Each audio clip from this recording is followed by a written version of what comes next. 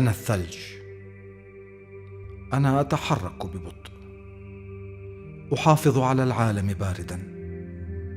حسنا، لقد اعتدت على ذلك، لكن البشر يستمرون في تدفئة هذا الكوكب.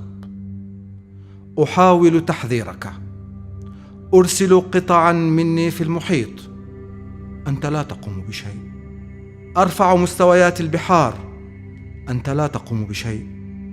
لقد استغرق الأمر عقودا لإشعارك.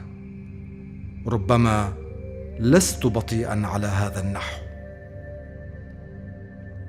وأسألك باسمك الذي ألفت به بين قلوب أوليائك، وألفت بين الثلج والنار. لا هذا يذيب هذا، ولا هذا يطفئ هذا. من قنوت الإمام الحجة عجل الله فرجه الشريف.